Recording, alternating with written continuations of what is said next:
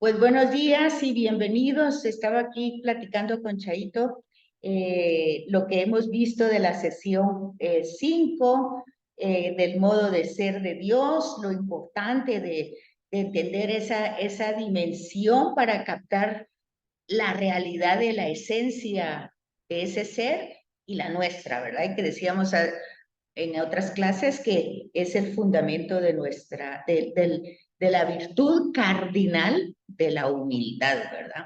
Acuérdense que las virtudes teologales Dios las da, por eso se llaman teologales. Fe, esperanza y caridad son dones que pedimos y que no debemos suponer que la tenemos, sino hay que pedirlos. Y luego las operaciones de Dios que vimos, pues cómo es la vida de Dios, la vida en Dios, la ciencia en Dios, la verdad en Dios, las ideas en Dios, el querer en Dios, el amor en Dios, todas esas, la justicia en Dios, son las operaciones de Dios desde nuestro lenguaje humano, pues de alguna manera vimos las palabras que tendríamos que tomar en cuenta. Digamos que en el tema de la naturaleza en Dios, pues algo subsistente, que no hay tiempo, que no hay espacio, que no hay, o sea, algo que es y punto. Lo demás son comentarios, o sea que es, y sin tiempo, sin espacios, y eso es interesantísimo comprenderlo porque nosotros, nuestras circunstancias humanas, a veces en el sufrimiento, en el dolor, las vemos eternas y la queja y el dolor, si no imaginarse Job, ¿verdad? Pero luego vemos que realmente para Dios, como dice el Salmo, pues 100 años es como un segundo, ¿verdad? Entonces ahí está justamente en esa naturaleza subsistente existentes de siempre. Cuando nosotros utilizamos la palabra eterna, infinito, pues es eso, sin tiempo, sin espacio, sin vivos y muertos, sino que una realidad existente desde siempre. Es decir, incluso no existimos cuando nacemos, existimos en Dios, pues, o sea, la vida en Dios es realmente el punto. Y entonces luego esa vida autónoma, esa es otra palabra que tendríamos que captar verdaderamente. No la podemos manipular, manejar, ni con temas piadosos, ni con sacrificios, ni con nada. Simplemente es un ser en esencia que no es manipulable, que no lo podemos manejar a nuestro antojo, ¿verdad? Y luego la ciencia de Dios, pues la ciencia como sabiduría, como conocimiento, como voluntad, ¿verdad? Y cuando nosotros hablamos de la verdad en Dios, pues va ligado a eso mismo. O sea, como ciencia, como voluntad, adecuarnos a esa realidad que también es para nosotros muy diferente, ¿verdad? Porque nuestras verdades son relativas y entonces siempre pensamos una verdad absoluta, pues como que tampoco lo captamos, ¿verdad?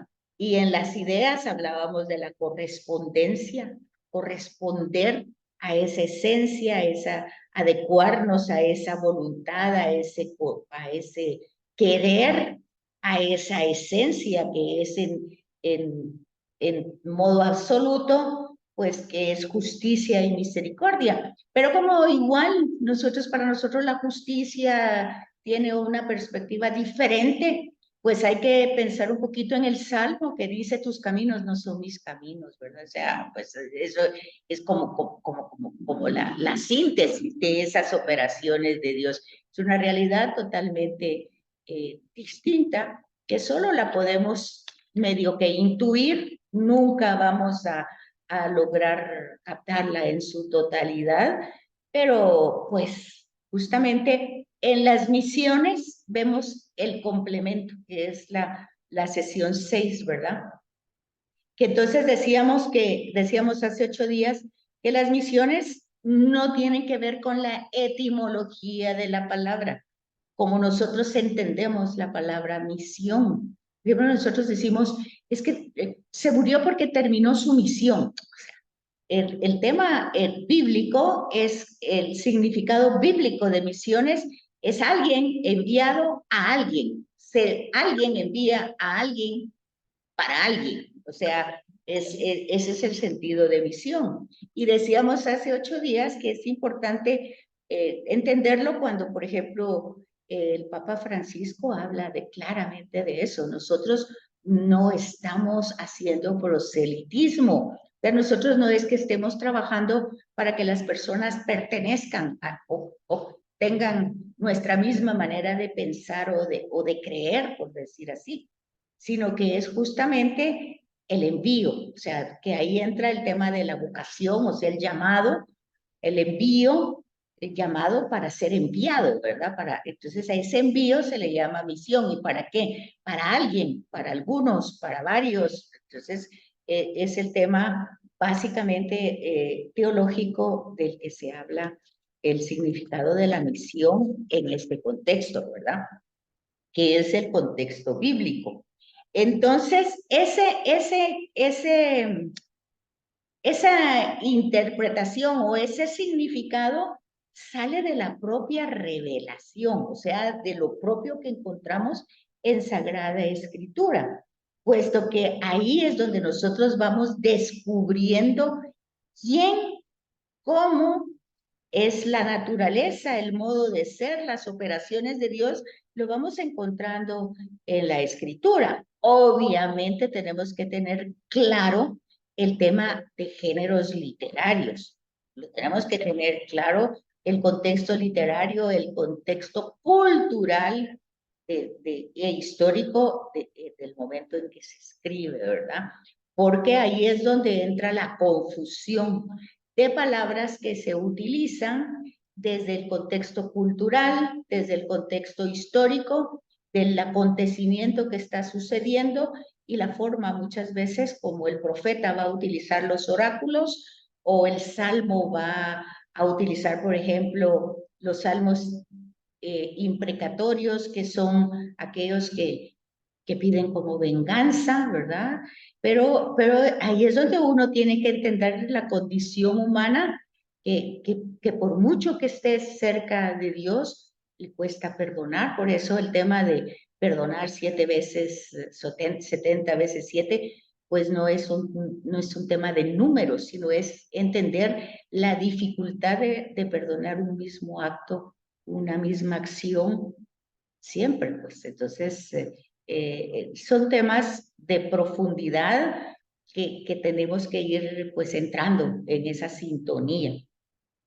Entonces, después de que nosotros vemos que las misiones, el tema de las misiones, se subraya desde la revelación, ¿verdad? Porque ahí vamos encontrando cómo se va eh, ascendiendo la fe. O sea, cuando nosotros vemos Sagrada Escritura, vemos desde el principio de Génesis hasta Apocalipsis y hasta nuestros días, vemos un progreso de fe. ¿Por qué? Porque Jesús es el culmen de la revelación. Entonces, todo lo que hemos visto en el Antiguo Testamento, pues entonces nosotros vamos matizando desde la enseñanza que hace Jesús, ¿verdad? Y entonces desde ese punto vamos viendo que conocer a Cristo como Dios y el Espíritu Santo como Dios nos hace entender lo que estamos viendo ahorita, que Jesús es enviado del Padre, sobre todo si entramos al Evangelio de San Juan. Ahí vamos a encontrar ahí vamos a encontrar con claridad el envío, ¿verdad? Jesús es enviado por el Padre y Jesús envía al Espíritu Santo. Entonces, son dos envíos, porque es el Padre el que envía al Hijo y el Hijo el que envía al Espíritu, pero al Padre no lo envía nadie. O sea, el Padre está ahí, es el que envía, él envía. Entonces hay dos envíos, ¿verdad? Y eso lo vemos desde la Escritura, no es alguien que se le ocurrió a alguna persona, ¿verdad? Sino que está revelado. Cristo es el enviado de Dios, Dios él mismo como Padre, y el Hijo y pues es el Hijo del Padre, ¿verdad? Jesús. Y el Espíritu Santo es el mismo Espíritu dado a Cristo que viene del Padre y que es Dios como el Padre y el Hijo. Entonces ahí vamos viendo la revelación de la Trinidad, pero entendiendo que el envío, o sea, la misión es para conocer al Padre. Esa es la misión verdadera, la auténtica, ¿verdad? El Padre envía al Hijo para que las personas, las seis, para que los destinatarios lo conozcan. Y por eso ver a Cristo es ver al Padre, que es lo que dice Jesús. Quien me ve a mí, ve al Padre.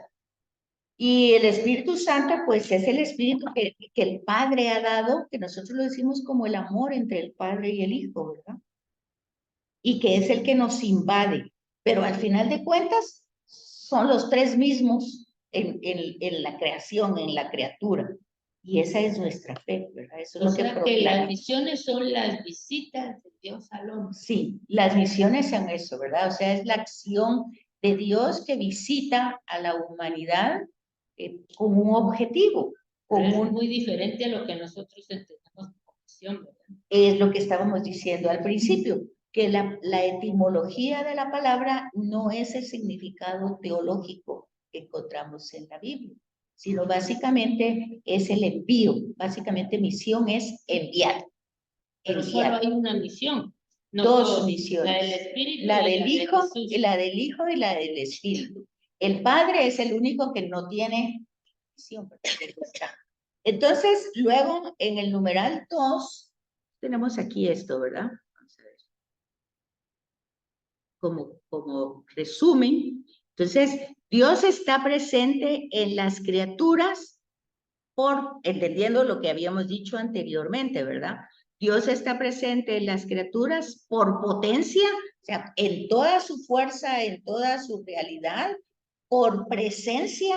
Es decir, que no tenemos que pedir la presencia de Dios, está en la creación y obviamente está en las criaturas y por esencia. O sea, decíamos hace 8 días, cuando Génesis 3:2 nos habla de insufló en sus narices aliento de vida. Es el ruaj, es la esencia de Dios la que nos da la vida. Es su presencia la que nos da la existencia y es su potencia la que nos capacita. Todo eso en la parte, en el otro numeral va a significar la inhabilitación de Dios. O sea, somos habilitados, inhabilitados, o sea, dentro de nosotros hay una habitación. Entonces, de alguna manera, lo que concluimos con esto es que Dios posee la creación porque Él es el propietario, es el Señor, es el dueño, tiene dominio sobre ella totalmente porque es suya. Y dígase de eso, de todo ser creado, visible o invisible, y pues obviamente el ser humano pues no se excluye, sino que forma parte de la creación, pues con una dignidad que Génesis 1 nos lo dice también, a imagen y semejanza suya es la creación humana. Entonces, todo esto pues nos hace tener una percepción diferente, no solo de la humanidad, sino también del mismo Dios, en el sentido de que a Dios no se le sale de las manos nada de lo que hay en la creación, nada. Y luego nosotros como creación, la raza humana, pues no hay diferencia, no hay problema, no, o sea, Dios no se equivoca en nada. Pues es todo lo que estamos diciendo, ¿verdad? Sí. Ni en la creación, pues todo es nuestras perspectivas, nuestras formas de interpretar, y en la escritura las vamos encontrando. Por eso decía que nosotros debemos matizar la escritura o el hilo conductor desde Cristo, quien es el que da la revelación perfecta de quién es Dios y cómo es Dios. Él como testigo presencial de Dios mismo y como enviado de ese mismo Dios. Entonces, eso lo tenemos que tener como muy, muy claro. Ahora, en estas misiones divinas dice que debemos recordar de modo específico la presencia divina en relación con cada uno de nosotros, que es lo que hablamos antes, ¿verdad? Que Dios está presente en esencia, en potencia, porque estamos bajo, pues es lo que dice el Salmo, estamos bajo su mirada. El Salmo dice que si Dios aparta de nosotros el rostro, pues como entendiendo que tenemos su respiración y por esa respiración vivimos, por eso dice el Salmo, no apartes tu rostro de mí, porque si tú apartas el rostro, pues la respiración se va para otro lado y entonces a mí como que me falta la vida, ¿verdad? Es son como metáforas para comprender todo este significado de revelación. Entonces, estamos bajo su mirada, bajo su aliento, ¿verdad? Porque somos sus criaturas. Y básicamente lo somos en esencia y en función, definitivamente es lo que nos mueve. De hecho, decíamos hace 8 días que en la misa decimos eso, ¿verdad? Que por Él somos, nos movemos y existimos. Y luego decimos también en el prefacio, por Cristo, con Él y en Él. Entonces, tenemos como esas palabras, pero pues esas palabras no solamente las tenemos que repetir, sino las tenemos que comprender y asimilar un poco. También se enfatiza en el caso de las personas, ¿verdad? Esa dependencia de Dios que se ratifica precisamente por el hecho de que al ser conscientes de esa posesión de Dios, pues somos obviamente personas humanas, pero criaturas espirituales. ¿Pero por qué espirituales? Porque somos conscientes de la presencia, de la inhabitación de esa presencia espiritual infinita, perfecta, eterna en nosotros como criatura, ¿verdad? Entonces, dice, por esa razón, el fin de las criaturas espirituales no puede ser otro que Dios mismo. O sea, está consciente de que es templo, es lo que dice Pablo. Somos templo de Dios. O sea, llevamos ese tesoro en vasijas de barro. Es lo mismo, ¿verdad? Sí. Es lo que él dice. Lo llevamos en vasijas de barro, pero estamos claros que Dios habita en nosotros. Entonces dice que ese fin de la criatura espiritual es, oigan, que el fin de ser criatura espiritual es estar 100% consciente de que somos habitados por Dios. Ese es el sentido espiritual. Y como tal, eso tiene que irradiarse, tiene que salir al exterior, en gestos, en palabras, en muchas cosas. Tiene que ser una conciencia muy clara de esa realidad. Es difícil de entender eso, ¿verdad? Pues tal vez de entenderlo, pero de vivirlo tal vez, porque como... De vivirlo, pues, se lo puedes medio entender y después vivirlo. Eso. Pues sí, porque constantemente va a salir, como dicen las personas, el apellido, ¿verdad? Y el apellido, ¿qué es lo que indica? Pues nuestra tendencia humana, ¿verdad? Sí, el carácter, el temple, el temperamento. Está hasta aquel dicho de genio y figura hasta la sepultura, que tampoco es muy cristiano, eso no puede ser, ¿verdad? Porque eso quiere decir que no ha habido conversión jamás en la vida, ¿verdad? Entonces, esa dice que el fin de la criatura espiritual determina un modo diverso en el que Dios está presente en la criatura, o sea, la diversidad de Dios, porque el tipo de estar de una manera, como vemos en los santos, ¿verdad? Cada uno tiene un carisma diferente, pero es el mismo Dios actuando. En Francisco de Asís, en Domingo de Guzmán, en Teresa de Calcuta o de Ávila, cada uno, porque Dios es una diversidad, una multiplicidad de formas de ser y todos en Dios, ¿verdad? Entonces, dice, ese es el fin de la criatura espiritual. Entonces, y esa presencia es querida por Dios. Sí, es querida y realizada por Dios. porque en ningún momento se ve como un mérito personal. Ya más adelante vamos a ver que todo esto tiene que ver con las misiones de Cristo. Entonces, Dios mismo se nos hace accesible como objeto de conocimiento. O sea, es la misma acción de Dios la que nos permite conocerlo. No es nuestra inteligencia, ni nuestra dedicación, ni nuestro esfuerzo. Y el que nosotros hayamos sido habilitados para recibirlo directamente, esto también es don de Dios. O sea que, ¿qué es lo que les decía un día que un sacerdote me decía? Todo es gracia.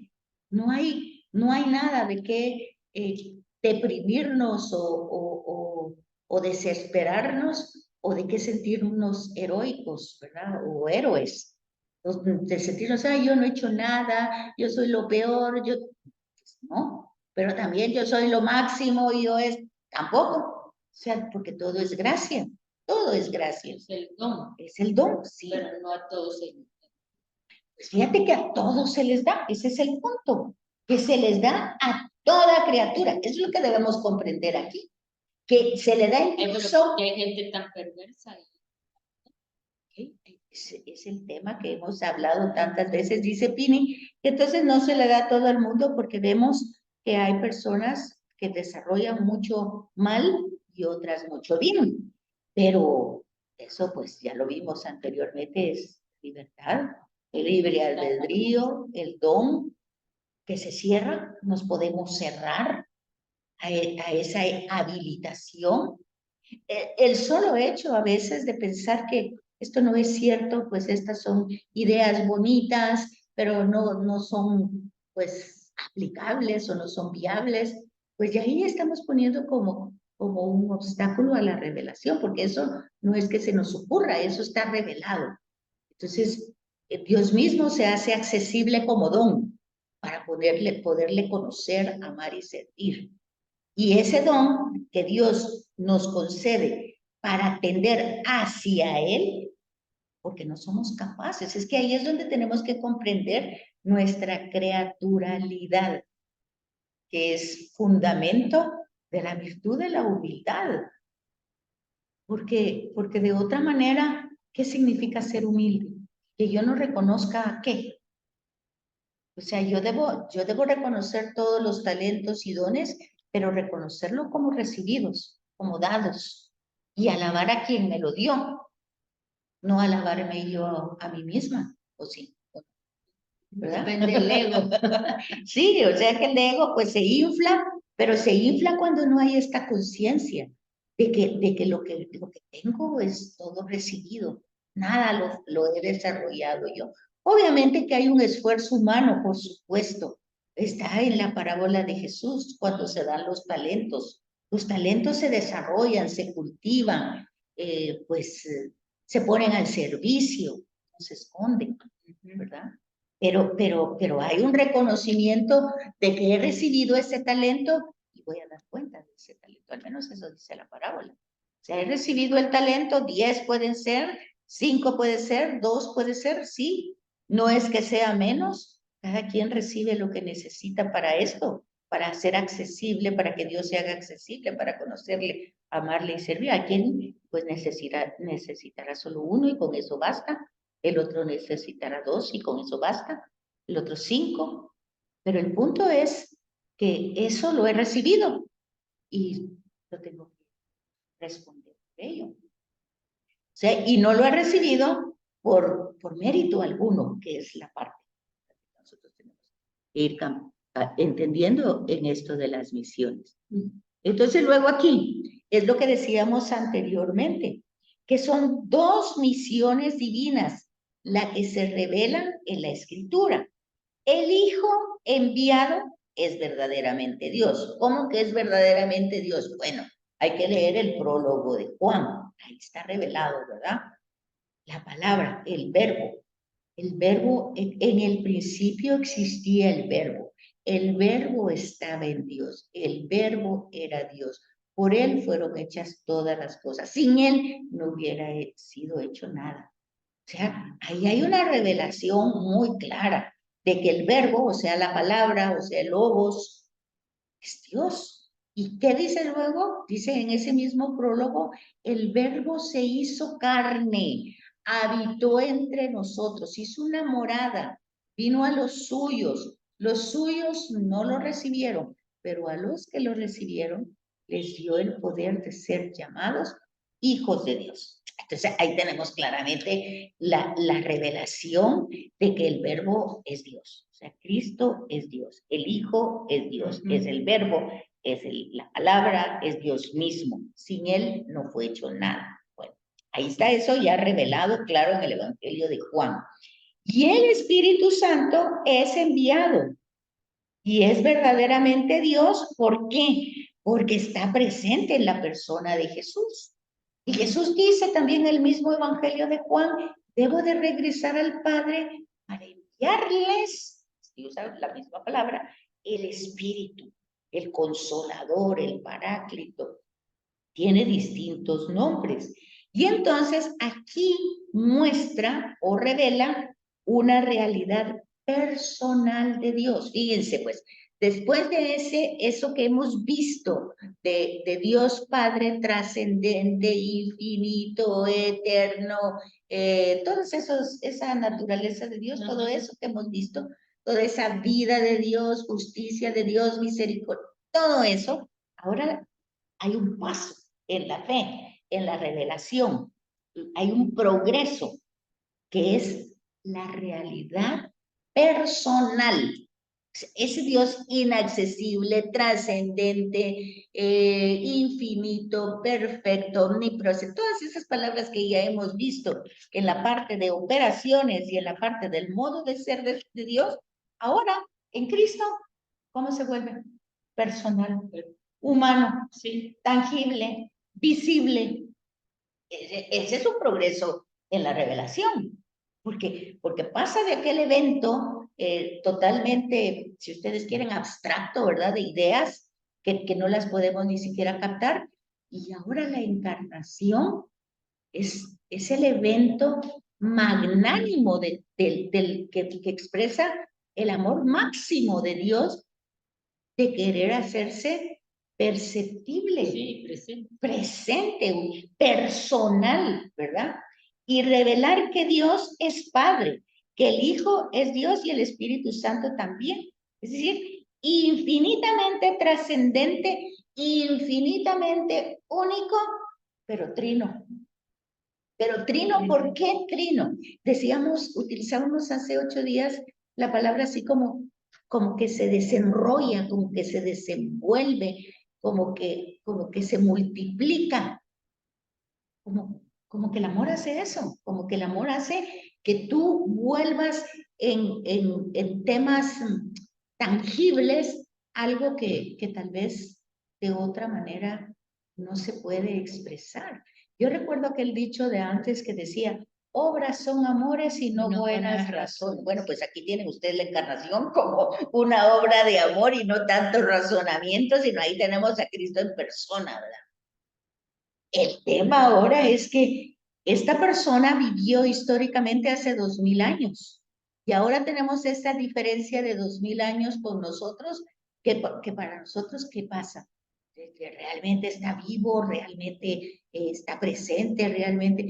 A mí me llama la atención ahí en San José Pinula, donde tienen ustedes su casa a la orden, pues entonces la misa del sábado de gloria. El párroco es que se esfuerza en gritar, está vivo, y grita y quiere gritar. Y yo digo, bueno, qué bien que grite y todo el mundo aplaude y es un relajo en la misa porque todo el que está vivo, está vivo.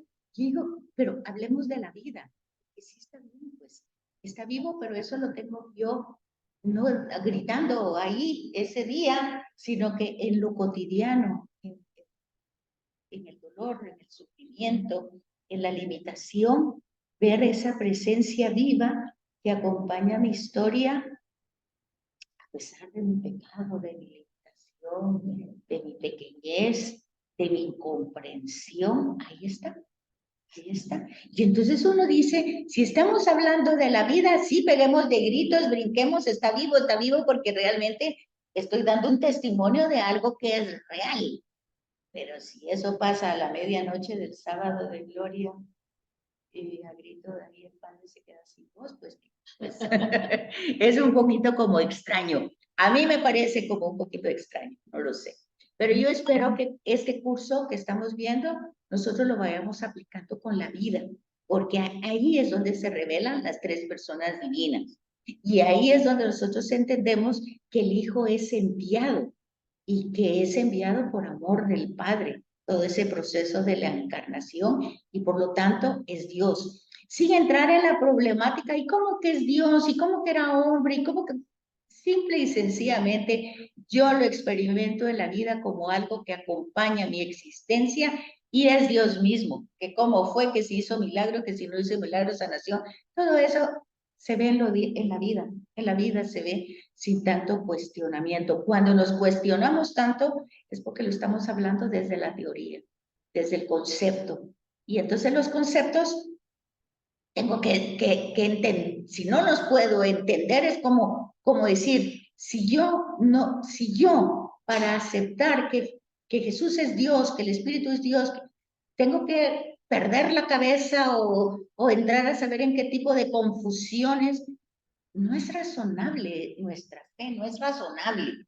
Razonable es algo que yo puedo dar razones, que yo puedo entender, pero eso solo se logra desde la vida, no se logra desde el concepto, porque el concepto son ideas, pero la vida es la realidad. Y entonces nosotros vemos en la propia vida el amor del Padre que se encarna en el Hijo para acompañarme a mí, para redimirme a mí, para salvarme a mí. ¿Por qué? Porque yo lo necesito, porque yo no puedo regresar sola, porque yo me doy cuenta de que no soy capaz, que tengo límites, que aunque quiero hacer el bien, dice Pablo, hago el mal que no quiero. ¿Cómo puedo hacer las cosas? Y yo no me doy cuenta de eso porque sea sabia. Me doy cuenta con mis propios hijos. Cuando, por ejemplo, recuerdo una vez, uno me llama a medianoche, mira mamá, no voy a llegar a la casa. ¿Por qué no vas a venir? Porque me voy a quedar aquí con los amigos. ¿Pero por qué? Porque es que tomé. ¿Pero cómo que tomas? Si vas manejando. Por eso te estoy diciendo. Por eso me voy a quedar. No te venís. Yo después, no, mejor quédate. Se va a quedar, va a tomar más, se va a venir, se va a matar. O sea, ¿qué decide uno? Que se quede claro, pero tú estás viendo eso que no puede uno tener una sabiduría en una decisión. El muchacho en principio no tenía que haber tomado si estaba manejando. En principio, bueno, pero ya lo hizo. Pero ya lo hizo, lo está diciendo. En fin, pero uno ve en pequeñas cositas ahí la limitación de la capacidad de poder decir esto sí, esto no. Entonces uno ve la necesidad de esa presencia, de ese ser que ahora es a través de su Espíritu Santo, o sea, a través de su amor, que es necesario, dice. Entonces, ese tema que lo tenemos aquí en las dos misiones divinas que revelan a las tres personas, fíjense, las dos misiones divinas revelan a las tres personas. ¿Cómo es eso? Por revelación, dice aquí en el párrafo 2, por revelación resulta claro que el concepto de misión solo se puede aplicar al Hijo y al Espíritu Santo. El Padre no puede ser enviado, no es enviado a ningún lado, sino que es el Padre el que envía. En consecuencia, no habita en la criatura como enviado, sino como el que envía. Fíjense que eso es importante. El Padre no habita... En el triángulo lo ponen aquí. Ajá, sí, en el triángulo lo ponen en la parte superior, dice, ¿verdad? Porque él no habita en la persona como enviado, el Padre, sino que él ha enviado, él ha enviado al Hijo y el Hijo al Espíritu. También el Padre, y aunque Él no está en la persona como enviado, dice, también el Padre inhabita la criatura. ¿Por qué? Porque es único, es una trinidad, es trino. Entonces, aunque Él no es enviado, al ser enviado el Hijo y el Hijo envía el Espíritu, Él también inhabita, dice, porque es toda la Trinidad, no es que solo uno, es toda la que inhabita en la criatura. Pero el Padre inhabita en ella, no como enviado. Eso está claro, sí, ¿verdad? Sí. Claro. Pues yo lo entiendo. Sino como enviante, como la fuente de toda la divinidad, como el origen, como la esencia, como la potencia. Todas esas palabras que vimos, como la esencia, presencia, potencia, inhabita todo ese ser en la criatura. Por otra parte, el Hijo, por otra parte, al Hijo y al Espíritu Santo les corresponde una presencia visible, signos, visible a través de signos de su presencia invisible como enviados y donados. Entonces nosotros vamos a ver, por ejemplo, esos signos que se dan, por ejemplo, en relación al Espíritu, por ejemplo, el viento, que el fuego, que la paloma, son signos sensibles de una presencia invisible, ¿verdad? Entonces dice, por tanto, según la orden de procesiones, entonces fíjense pues, procesiones, ¿qué significa? Procede. El Hijo procede del Padre y el Espíritu procede del amor del Padre y el Hijo. O sea, se llaman procesiones. Entonces, procesiones eternas. Esa dimensión eterna de las misiones. O sea, esas misiones de envío, de presencia, no surgen a causa de nuestro pecado, sino que son la eterna sabiduría, ciencia, conocimiento, todas esas palabras que vimos en Dios que se van realizando en la historia. Fíjense que eso es importante captarlo, que no es por culpa de Adán y Eva que Jesús se encarna y que no, ahí no va la revelación, no así.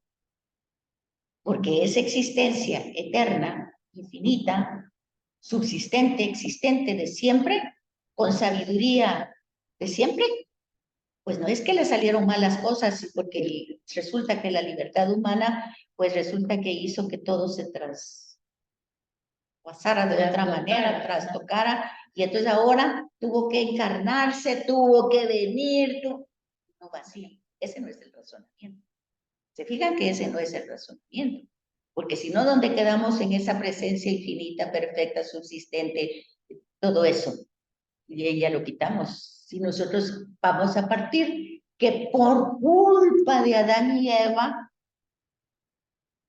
tiene que haber pues una expiación de Dios. Puede ser así. No, ¿y por qué tenemos que echar la culpa? Porque la gente le echa la culpa hasta el día de hoy. Porque siempre buscan un culpable para Porque todo. siempre echan, bueno. Entonces, eso yo creo que queda claro, ¿sí? Entonces, el Hijo enviado es verdadero Dios, el Espíritu también, el Espíritu Santo también, revela que esa realidad es una realidad personal de Dios, que Dios sigue siendo infinitamente trascendente, único, trinitario. O sea, es como lo hemos experimentado en la historia. Acciones, decimos Dios Padre Creador, Dios Hijo Redentor, Dios Espíritu Santo Santificador, como acciones en la historia, pero es el mismo, el único que está actuando. Bueno, yo no sé si tienen dudas o preguntas ahí. Entonces, bueno, esto era lo mismo. La revelación que muestra, esto es lo que acabamos de ver, la revelación que muestra la realidad personal de Dios. Dios infinitamente trascendente y único es trino. Por revelación se entiende que misión solo es aplicable, la palabra misión solamente es aplicable al Padre, al Hijo y al Espíritu Santo, porque es el Padre el que envía e inhabita en la criatura a través del Hijo y del Espíritu. Eso es lo que acabamos de ver. Ahora, en este tema,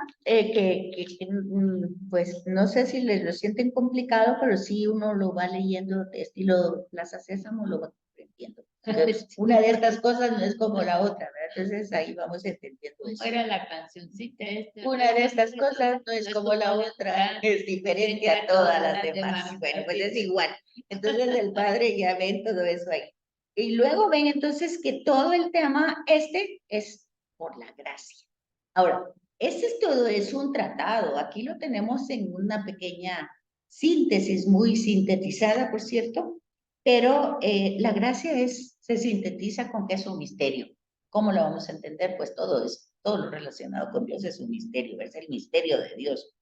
Entonces, pero luego la gracia, que es una palabra que se va desarrollando y que sabe, no, en la Biblia la tenemos como Gesed, ese es en hebreo la palabra Gesed, que viene a ser como, no tiene una traducción, pero al castellano, a nosotros, nos lleva como la palabra gracia.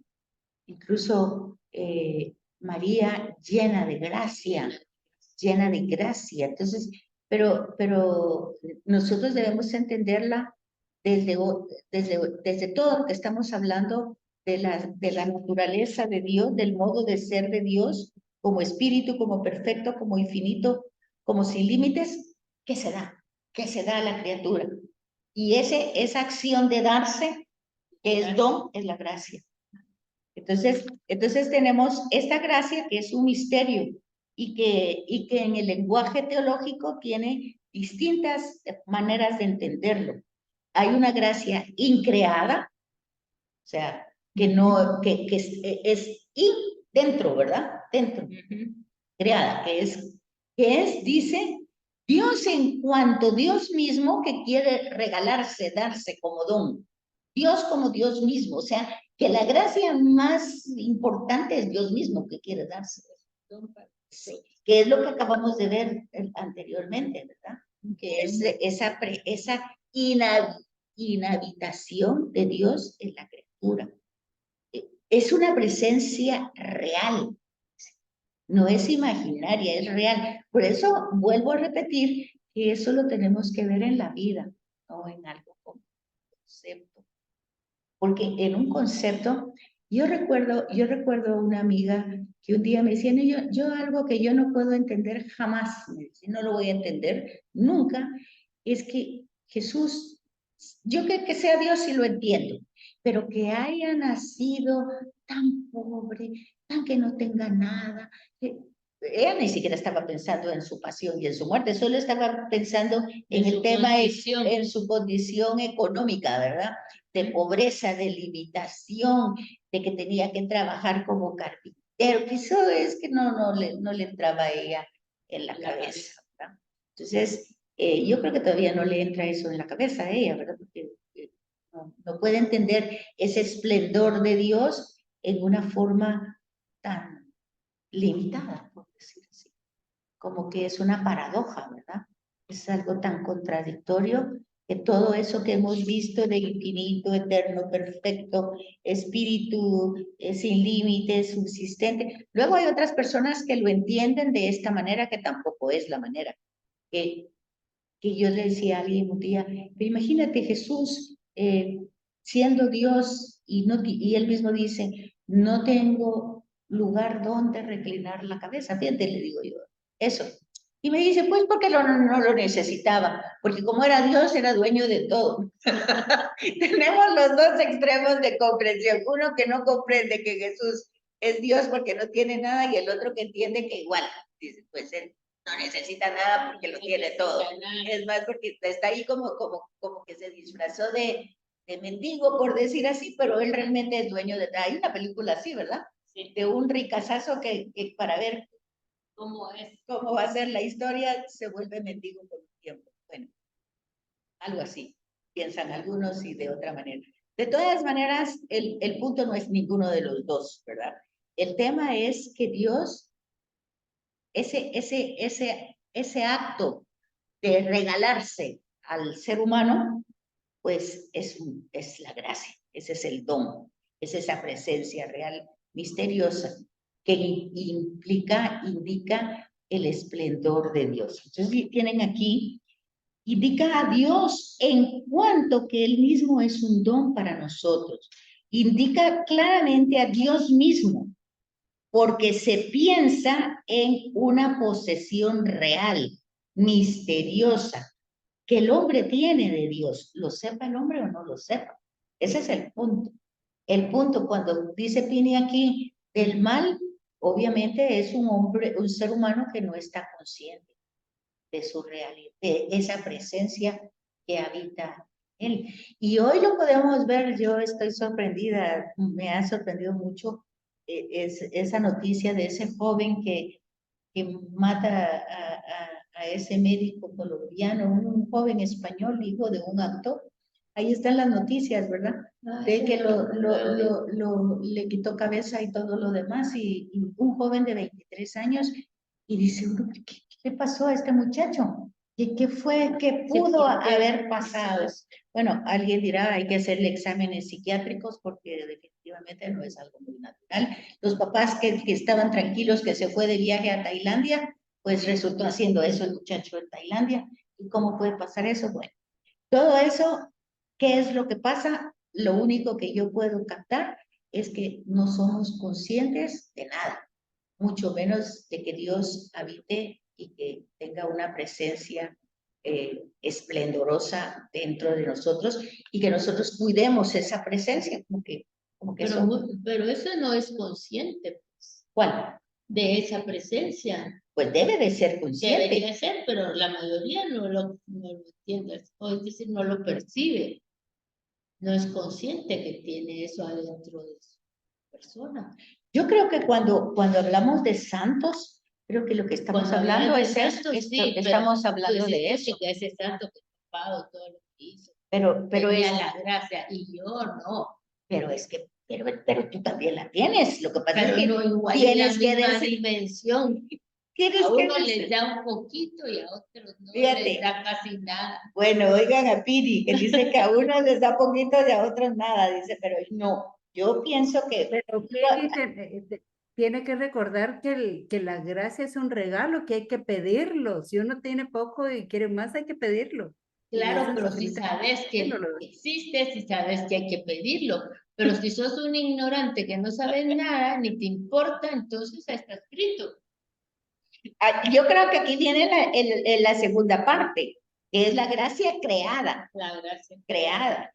Entonces dice que esta gracia creada indica el don hecho a la criatura para ser transformada y habilitada para recibir ese don y creado, que es lo que está diciendo ahorita Sandrita, hay que pedirlo. Porque hay que pedirlo. Hay que pedirlo porque yo me doy cuenta si que no la nunca has estudiado ni sabes, la gente, la mayoría no sabe que hay que pedirlo. Hay que pedirlo. Pero ya somos instruidos, pero la mayoría de la gente. Por eso es que dice que nosotros no sabemos pedir, porque pedimos otras cosas que realmente podemos lograr a través de nuestro esfuerzo. Sin embargo, esta gracia creada, si nos damos cuenta que no la tenemos como la tiene María o como la tuvo, pues, no sé, San Francisco de Asís o cualquier santo que nos llame la atención, que justamente eso lo debemos de pedir para tener ese regalo que se nos ofrece, que se nos da. Entonces dice aquí que en este sentido se usa comúnmente el término gracia, en este ámbito que tiene directamente que ver con la estructura del sujeto humano transformado por la gracia. Y entonces aquí dice que distinguimos varios conceptos. Gracia, la gracia creada la entendemos también como gracia santificante, como virtudes infusas, como dones del Espíritu Santo, como gracia actual. Entonces, de alguna manera, nosotros vamos viendo todas esas palabras. Y también hay otras funciones de la gracia, como la gracia sacramental. Nosotros recibimos en los sacramentos, o la gracia de estado, o los carismas, o los dones, en fin. Hay muchas palabras que nosotros pues nos damos cuenta. ¿Cuál es el esquema aquí en síntesis? El esquema aquí que nosotros debemos captar es este. Dios quiere regalarse, así, 100% como Él es, quiere darse a cada uno de nosotros. Para eso nos puso algo algo increado en nosotros. Ahí está, como un gen que está en nosotros. Pero posiblemente no lo hemos desarrollado. Entonces, nosotros necesitamos que es eso, que Dios quiere darse totalmente a nosotros, pues yo quiero que pase en mí. Entonces lo empiezo a pedir para que sea creada, para que las virtudes que no tengo, pues se me den, se me infundan, infusas es eso, ¿verdad? Que se me transmitan, que el Espíritu Santo con toda su fuerza, pues yo abrirme. Obviamente yo tengo que poner de mi parte. ¿Qué es lo que tengo que hacer de mi parte? Pues en primer lugar, darme cuenta, porque yo creo que el primer obstáculo es nuestro razonamiento o inteligencia. O sea, cuando mi inteligencia, que es una herramienta para conocer a Dios, para amarlo y servirlo, yo lo pongo como obstáculo, diciendo, bueno, yo no lo entiendo que pueda habitar en mí. Yo no puedo, o sea, yo voy poniendo ese obstáculo como un limitante, una herramienta que es yo la utilizo para todo lo contrario, para obstaculizar. En lugar de entender que como criatura tengo limitaciones que no me permiten captar ese amor de Dios inmenso que quiere habitar en mí, que soy como una hormiga. ¿Cómo puede ser Dios que se va a fijar en mí hormiga? Bueno, pues Dios se fija en mí como hormiga porque soy su creación y me ama desde siempre y me conoce desde siempre. Eso no lo puedo entender yo. No lo puedo entender, pero no se trata de que lo entienda. Se trata de que lo crea, porque ya me di cuenta que mi inteligencia tiene un límite que no me permite entenderlo. Pero sí lo puedo creer. Y lo puedo creer ¿por qué? Porque veo a Cristo. Todo lo que hace para que yo conozca al Padre, para que yo pueda tener ese acceso, para que Él sea el camino. En fin, lo tengo como una realidad viva que me ayuda, que me capacita a que si soy mentirosa, a que si soy ladrona, a que si soy lo que tenga que ser yo, que soy como humana, pues en algún momento tenga ese temor, no de miedo, sino de no querer separarme de esa realidad infusa, de ese regalo tan grande para mí, que me abstenga si es mi carácter, si es lo que sea de mí, que no me permite desarrollar, recibir, abrirme a ese regalo, pues yo hago los esfuerzos humanos, que siempre van a ser limitados, pero que con la gracia santificante, con la ayuda de los sacramentos, con todo ese esfuerzo, se puede ir haciendo porque Dios está viendo lo que estoy haciendo con ganas de hacerlo. Es como, yo siempre pongo el ejemplo como cuando un chiquito, un niño de 2, 3 años, te quiere agradar y trae un vasito de agua y tú ves que viene con todo el esfuerzo del mundo. ¿Qué haces tú? ¿Qué haces tú cuando te levantas corriendo y a ver, papito, le ayudo? ¿O no? Es igual. Cuando nosotros como única finalidad queremos abrirnos a ese regalazo de Dios, pero nos damos cuenta que no podemos, pero hacemos nuestros planecitos ahí en chiquititos, diminutos, yo estoy segura que Dios hace exactamente eso. A ver, te ayudo, ven. Ya, jala, ¿o no? Yo pienso eso. ¿Tú no crees que las personas que son muy escépticas, que son muy inteligentes, cuestionan mucho pues todo claro, esto? Pues claro, porque ahí entonces, como decís tú, ponen límites, pues claro, porque su forma de ser, su razonamiento es muy estructurado, sí, o quieren encontrar las razones de todo, entonces se limitan. Por supuesto.